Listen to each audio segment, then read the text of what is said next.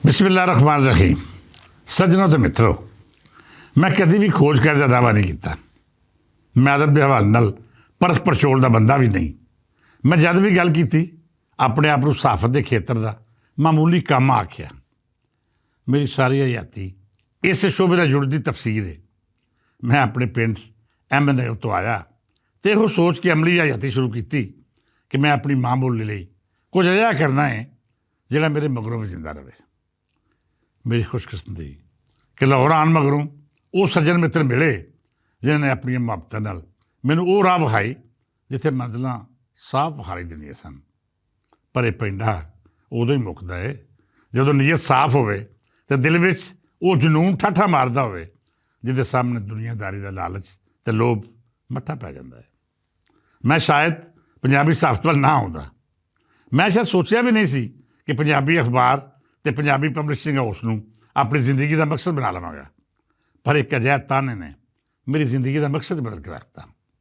ये ताना उस सरकारी अफसर का सी जिन्हें सज्जन अखबार की मौत मगरों आख्या कि पंजाबी जेकर उच्ची जबान होंदी तो इसकी सहाफत भी जिंदा रहिंदी। मैं उन्होंने टोक के आख्या कि सज्जन अखबार का मर जाना पंजाबी सहाफत की मौत नहीं। यह मतलब हरगिज़ नहीं कि जनाबे हुसैन नकी होरी नाकाम हो गया। वो अखबारी दुनिया के बंदे सन, सुच्चे तो उच्चे साफी। अखबार करना उनका काम नहीं सी।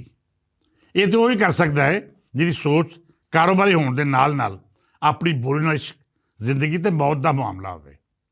मैनू उन्हें ताना दिता कि उस दिन वेखेगा जिस दिन तू अखबार कढ़ेगा तो उन्होंने साल 2 साल चलावेगा भी। मेरे पल्ले कख भी नहीं सी, ना माल दौलत, ना ही मापिया ने कुछ अजिहा वसाइल अता किए सन ਜਿਹੜੇ हयाती ਨੂੰ दुनिया की लोड़ों का मुहताज ना होने देंगे। लै दे के अब्बा जी दियां वो तालीमात सन जिन्हें मैनू कभी असूलों तो समझौता नहीं कर दिता। यो गल पल्ले बन्नी सी कि तगड़े तो डरना नहीं तो माड़े का हक मारना नहीं। तुसीं जिन्हें भी पारसा होवो इस फलसफे उत्ते अमल करके आखिर किन्ने कुछ दिन गुजारा कर सकते हो। मैं फिर भी अज तक ये असूल निभाए तो अपनी आने वाली नस्ल में भी यो सबक देना वा कि कभी भी किसी को तगड़ा वेख के घाबरना नहीं। नाले भी आखदा हाँ कि जिस दिन तुसी माड़े का हक मारना शुरू करता उस दिहाड़े तुहाडा ज़वाल शुरू हो जाएगा। बेशक तुसी किन्ने भी ताकतवर हो, तुहाडे तलकात किन्ने भी वसी क्यों ना होवन, जब माड़े बंदे की हा रब तक रपड़दी है तो फिर उस पगड़ तो कोई नहीं छुड़ा सकता। मैं इन्हां असूलों नूं अपनी जिंदगी का मकसद बना के जो फैसले किए उन्हें मैनूं कदी नुकसान नहीं होने दिता। बेलियो पंजाबी सहाफत का जद आगाज़ किया तो मैनूं हर मित्र प्यारे ने समझाने की कोशिश की कि छड़ दे ये वो राह है जिथे वड्डे वड्डे हिम्मत हार गया। ना सरकारां साथ देणगियां ना ही सज्जन मित्र सहारे बनणगे। मैनूं हर दोस्त बंदे ने समझाया पर पता नहीं वो किहड़ा जनून सी जिन्हें मेरे पैर डोलने नहीं दिते। मैं उस राह का मुसाफर होया तो पैर पैर उत्ते कंडे सन, औकड़ां अजिहियां जिहड़ियां लहू तो खुश कर देवन। पर मैं नहीं हारिया, डिगदा ठहिंदा अगां वधदा रहा। तुसीं हैरान होवोगे जदों भुलेखा जे अफतरों दा सी तो साडे कोल अक्सर इन्ना भी खर्चा नहीं सी हुंदा कि उहनूं बकायदगी नाल छाप सकीए। कदी कागज़ मुक जांदा, कदी स्याही दे स्यापे ते कदी प्रिंटिंग लई खाली बोझे विच सुआई मायूसी दे कोई ना लभदा। उस वेले मेरा सहारा रब दी जात मगरों वो सज्जन मित्र बन जांदे जिन्हां दी जिंदगी का मकसद ही पंजाबी प्रचार सी। असीं रल मिल के अखबार छाप लेंदे। साडी सोच यह हुंदी कि रिज़्क रोटी की खैर है उहदा वादा तो रब ने कीता है, अखबार छापना जरूरी है क्योंकि ये वादे साड़ी अपनी जात नाल ने। यकीन मन्नो अखबार छप जाता तो सानूं रोटी रोजी भी लभ जाती। मैं पूरी ईमानदारी नाल आखदा हाँ कि बहुत सारे दिहाड़े तो असां अजिहा भी गुजारे कि 2-2 दिन का फाका किया तो तीजे दिन दाता दरबार तो जाके रज के लंगर खादा। ये बावजूद मैं जो चैलेंज कबूल किया सी ਉਹਦੇ ਵਿੱਚ नाकाम नहीं होया। अखबार का नागा नहीं किया होर भावें जो मर्जी ਹੁੰਦਾ रहे। जदों साडी अजमाइश चंगी तरह हो गई मगर मछा तलाब में रहना सीख लिया तो वेले की कसवट्टी उत्ते पूरे उतर के साबित करता कि असीं बाज नहीं होना। फिर हालातां ने साडे हक में फैसले सुनाने शुरू करते।